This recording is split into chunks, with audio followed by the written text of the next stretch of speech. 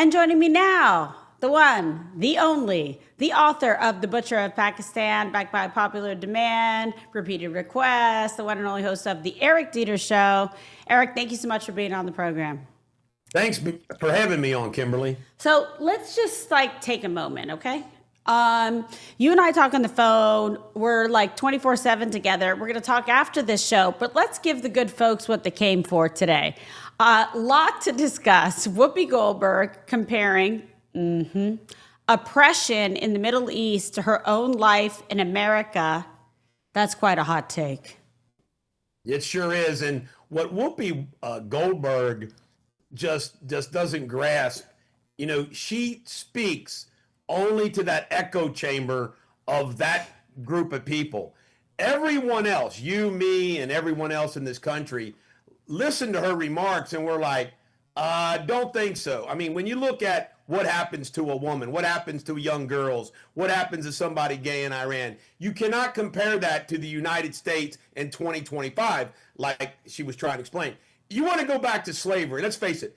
We all acknowledge it. Slavery was the greatest sin in this country's history, but we resolved it. A lot of white people died resolving it. But what Whoopi Goldberg does is all she does is speaks to these group of people that are already crazy. No one else in America. We now live in an America in 2025 that's not slavery times. I mean, we have black coaches, black mayors, black representatives, black congressmen, black U.S. senators. We've had a black president, on and on and on. So, she's living in the dark ages. She's living in a different time and space because she's trying to fit it in. It's like that square peg round hole that won't go because she wants the outcome to be. But it doesn't work. It doesn't work. I mean, she sounds so silly. Yeah, and it's not just the media. Democrat leadership wants to keep illegal aliens on Medicaid. Let's talk about that level of insanity. Why? I mean, the idea that they let all of these people in this country illegally, they protest that Trump's throwing them out, especially the bad guys, and then the idea that they come into this country and we have to give them Medicare, Medicaid, it's insane, and we can't afford it. But they defend that. Now, one of the things that really bothers me about this Medicaid with illegal aliens is where it really happens is these blue states like Illinois, New York, California. And everybody forgets about this, Kimberly, what happened under COVID and their policies, these states bankrupted themselves. But what they did in that big infrastructure bill that Mitch McConnell worked out with Joe Biden and company for $3 trillion, part of that package was bailing out those cities, those states that had these terrible policies. And the same thing happens to Medicaid. I saw where Massachusetts has spent $1 billion on illegals last year alone. And you watch, they're going to come to the trough for middle America and all of us taxpayers to bail them out. And with this Congress and with this president, it's not going to happen. I think they're going to have a real problem. I mean, look, he's already asking for $20 million, for the riot damage, but it's not going to work with this Congress and this president. They do a terrible job of governing their states and their cities, and then they want to bail out. And Medicaid is a big number. Well, in Kentucky, which we both know and love, but here we go.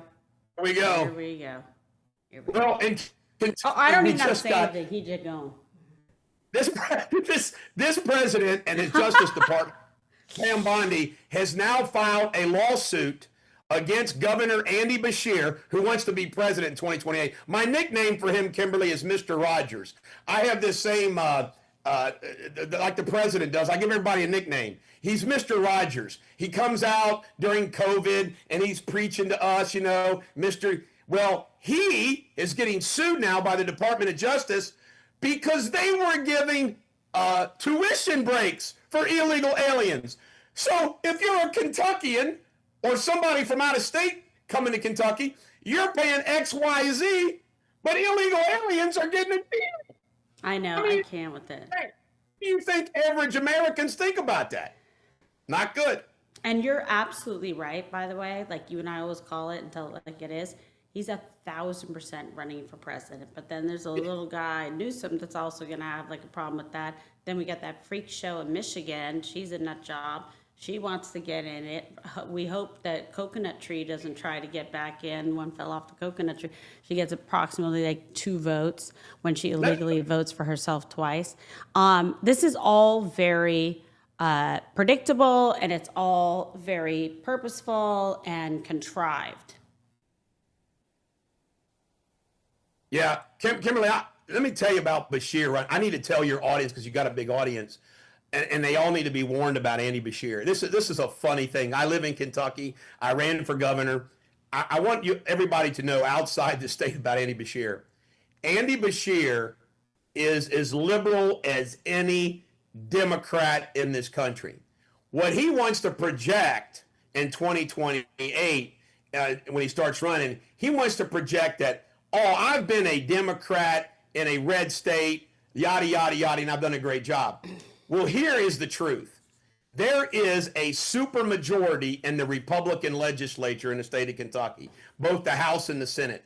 There's only 6 Democrat senators in the state house now, and they all come from Louisville and Lexington. There's not even a rural Democratic state senator.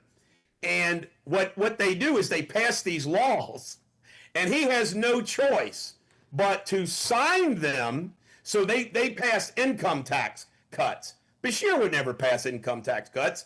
So he signs it and then takes credit for it like his idea, when he was really forced to do it because they can override any veto. So I want to tell the country out there that Andy Bashir, anything good he's done was forced upon him by a supermajority legislature. No, you're right about that. And let me tell you something, just to like tag on to that. So Bashir was 1,000%, as you know, in the running, right, as a running mate for Kamala Harris. Like he was 100% in the mix. He was probably smart that he didn't do it, because that would have really killed his chances. So understand what a calculated politician he is. You didn't see Newsom getting in on that. You didn't see Bashir getting in on that. Even Mark, the astronaut, whatever, he wasn't going in on this. It's very interesting to me. You know what?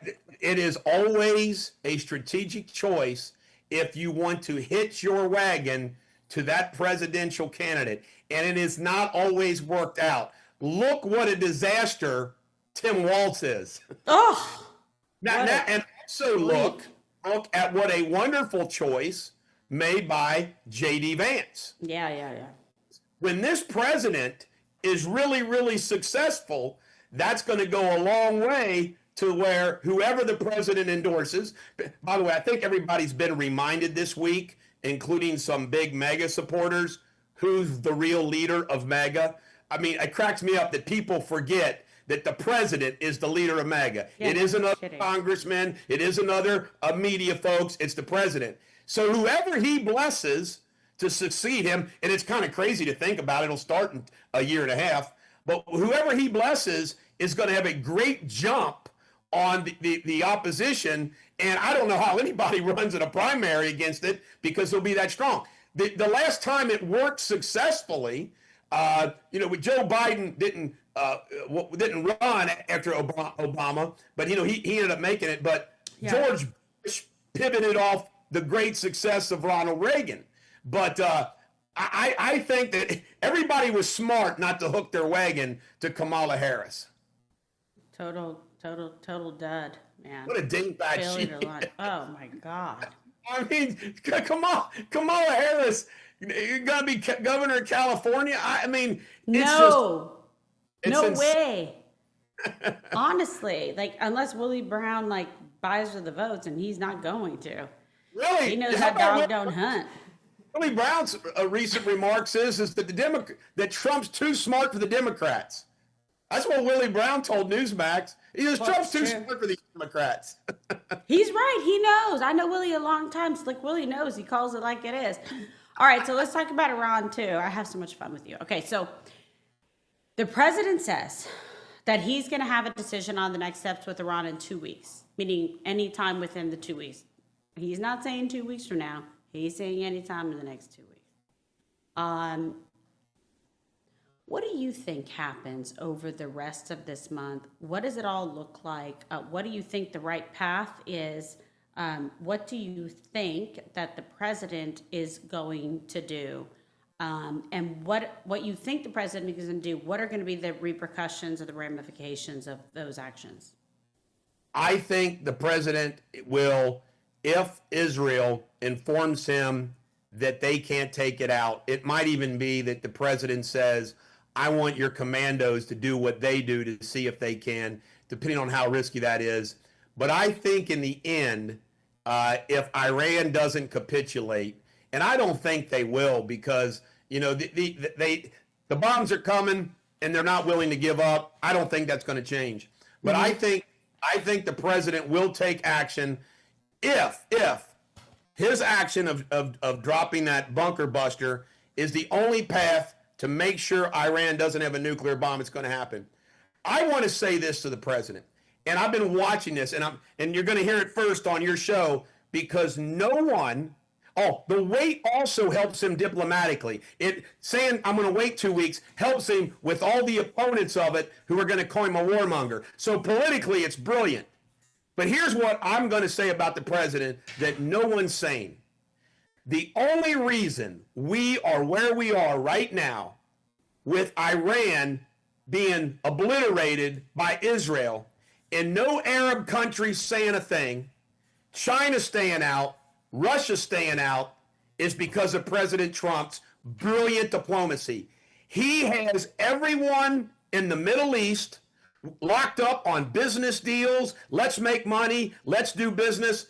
He said recently, Iran, I don't understand them. They have $300 years of oil, and they're doing this stupidity. Everybody in the Middle East is against Iran. He's got Iran isolated. They have no friends. And the only reason that happened is President Trump having China tied down with tariff battles, Ukraine and Russia tied down with Ukraine, and him pushing Russia to end that war, and his business deals in the Middle East. Just think about it. We have Israel bombing the hell out of Iran, and no one's doing a damn thing. It would have never happened but for Trump's brilliant global diplomacy. I agree. And where we are. So he's got all that political capital. So now he's going to be said. And oh, by the way, they talk about, well, what if there's a regime change? I heard somebody the other day say, oh, so when we knew Hitler was coming, we wouldn't want to remove Hitler because we wouldn't want to know what would happen if Hitler was removed or Stalin was removed. It's not going to get any worse than the Ayatollah. So let a regime change comes. And this is not, the other thing, they say, well, this is war, this is going to explode. No, it's not. Reagan dropped the bomb on Libya, sent a message. Reagan dropped the bomb on Iran, sent a message. Us dropping one bunker to destroy that facility is not World War III. It's not. And it's all because of Trump's diplomatic success in the region. And nobody's talking about that. Nobody's talking about why nobody's doing anything, because he set the stage with all these agreements in the Middle East. Who would have ever thought, Kimberly, that Israel could bomb the hell out of Iran and everybody let it happen? I mean, it's unbelievable, but you're absolutely right. It's because Trump is in place. If he wasn't, this would not have even been possible. And by the way, kudos to Israel and Netanyahu for taking advantage and seizing the moment to do something. And President Trump will be remembered and go down in history as preventing a nuclear war, stopping Iran in the track. Nobody wants this. Trust me. I don't think Russia, China, no one actually really wants a nuclear capable and a nuclear ready Iran. Look at the philosophy of how stupid it was. Susan Rice, as the national security advisor under Barack Obama, said, we'll be okay with the nuclear North Korea. So stupid. These are really bad people. We can never let them in office again. A national security advisor, okay with the nuclear. Are you kidding me? I mean, it's just... It's so irresponsible, you know? I mean, this is like... It's crazy town. I mean, what are they doing? Thank God President Trump is in. I mean, just like sit back for a second and think every day about whether or not like things would be really bad if President Trump was not reelected. Wow. And he's got 80% of the support of the American public opinion right now on Iran not having a nuclear. I mean, when has there ever been an 80% approval recently on anything in politics? Well, the 20% is the view. Dear God. What are they feeding them in the green room? Some crazy, crazy snacks. They're just so stupid. I mean, they're just so silly. I mean, they're just, the things that come out of their mouths are just like, wow. Well, Alyssa was trying to make some sense, but she was getting tag teamed over there. Like, you just can't go against Whoopi. That's just the bottom line, or she'll just like murder you and throw you out in the green room. You know, it's like, I'm not even joking you. You've got to just like go along with the flow. That's it. It's like you're on the school bus every day and going to get your butt beat. It's bad. I don't know. Plays the race card. Whoopi always plays that race card. Isn't she? I don't know. She's one of the most successful Black women in history. Like Oprah. Like I don't even know. Beyonce. Whatever. That's right. All right. Well, listen, it's great. Hey, honey. So tell everybody where they can find you, follow you, watch your show, all of the above, and I'm going to call you after the show. All right. Thank you. You check me out at ericdeters.com. The Eric Deters Show on YouTube and Rumble, and Eric Deters for Kentucky and America on Facebook. I'm on all the other platforms, and thank you for having me on the show and giving me your listeners and viewers to experience a little of the Bulldog. Well, it is my pleasure. Eric Deters, one and only. Thank you so much, my friend. Thank you. Talk to you soon. All right, talk to you soon, honey.